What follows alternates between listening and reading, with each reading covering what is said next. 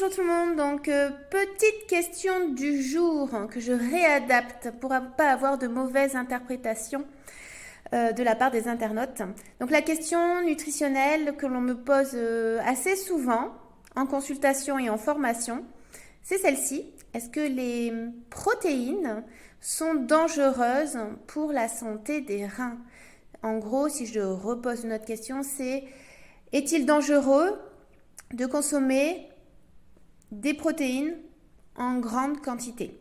Alors, on va essayer un petit peu de décortiquer cette question pour répondre, et ce de façon la plus précise possible, parce qu'il existe toujours plusieurs réponses possibles en fonction du contexte.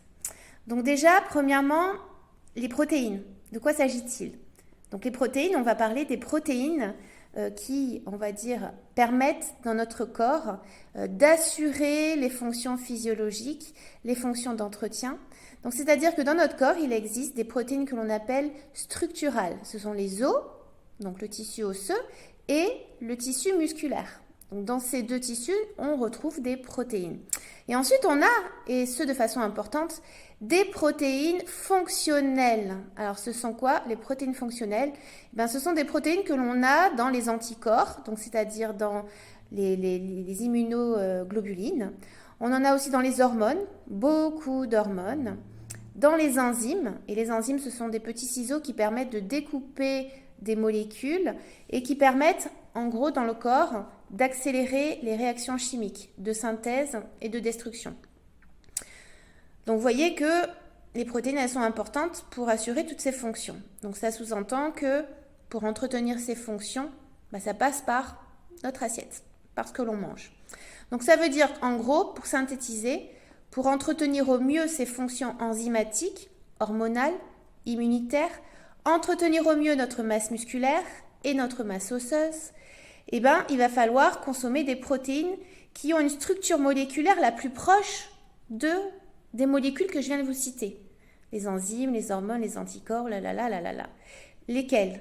Donc, quels sont les aliments qui se rapprochent le mieux? C'est les protéines animales et sous-animales. Donc, c'est-à-dire, protéines animales, ce sont tout ce qui a chair, donc à savoir le poisson, les poissons blancs, les poissons gras, les coquillages, les crustacés. On a la viande rouge, les gibiers, on a les volailles. Donc, vous voyez, la liste est longue. Et les sous-protéines animales, il s'agit des œufs, donc les œufs de poule, les œufs de caille, les œufs d'autruche. Mais on va dire que c'est beaucoup plus difficile de consommer des œufs d'autruche. En tout cas, en cabinet, je n'ai jamais rencontré de personne qui consommait des œufs d'autruche, en France en tout cas. Et on a aussi le lait. Les laits, on va pas dire les laits végétaux, parce que c'est pas des laits, c'est des boissons végétales, mais les laits de vache, les de chèvre, les de brebis, les d'ânesse, les de bufflonne. La liste est longue, et aussi tous les dérivés qu'on en fait, à savoir les protéines en poudre issues de ces laits.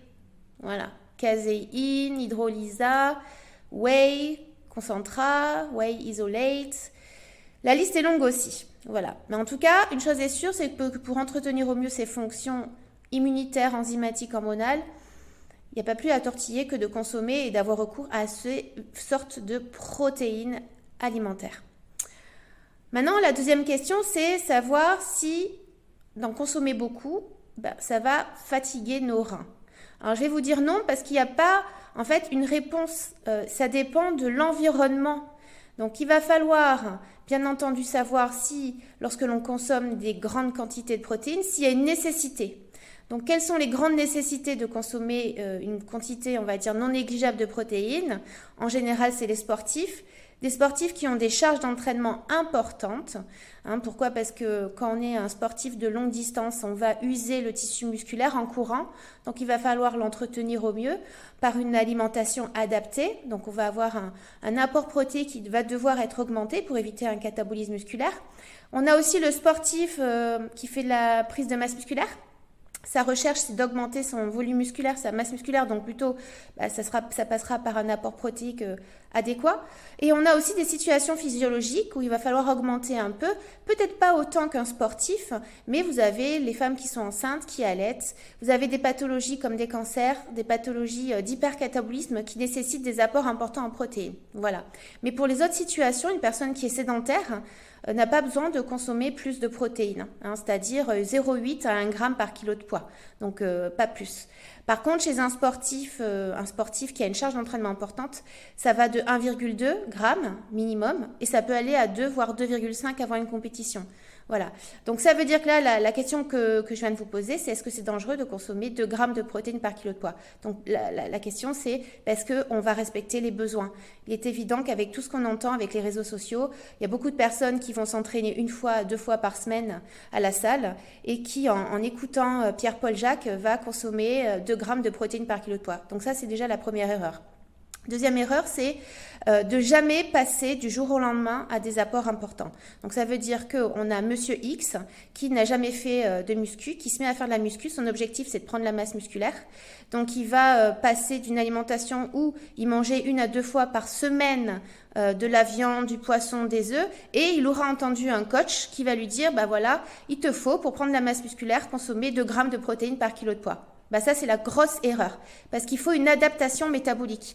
Il faut que le foie, il faut que les reins s'habituent à l'augmentation de protéines. Donc là, c'est vraiment un risque. C'est un risque certain. Voilà, donc on y va étape par étape.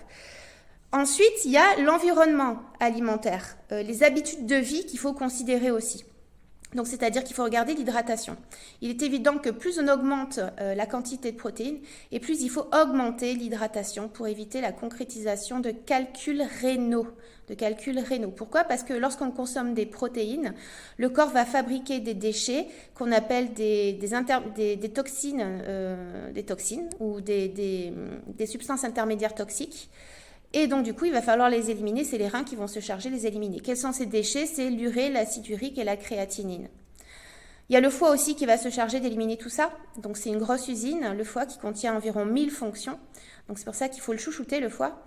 Mais en tout cas, voilà, plus on augmente sa quantité de protéines et plus il faut augmenter la quantité d'eau. Ensuite, il faut regarder les médicaments, parce qu'il y a des médicaments qui augmentent le risque d'avoir des calculs, des problèmes rénaux. Donc, il faut lire les effets secondaires, voir un petit peu. Donc, en tout cas, on ne va pas faire n'importe quoi, consommer des protéines en grande quantité chez quelqu'un qui souffre d'une pathologie, notamment une pathologie rénale. Troisième point important, c'est l'alcool. Et oui, les personnes qui augmentent beaucoup l'apport protéique et qui en parallèle consomment toutes les semaines, tous les week-ends de l'alcool en beuverie, c'est évident qu'il y a quand même peut-être un risque d'oxydation, production de radicaux libres, etc., etc. Autre chose qu'il faut veiller, c'est d'avoir suffisamment d'antioxydants. Et notamment certaines vitamines qui sont la B6, B9, B12 pour éviter l'hyperhomocystéinémie plasmatique. Et enfin, et surtout, j'allais dire, c'est d'avoir un bon équilibre acido-basique. Pourquoi? Parce que les protéines, toutes les protéines, même les protéines végétales, sont acidifiantes. Ce sont les reins qui vont devoir éliminer les déchets protéiques.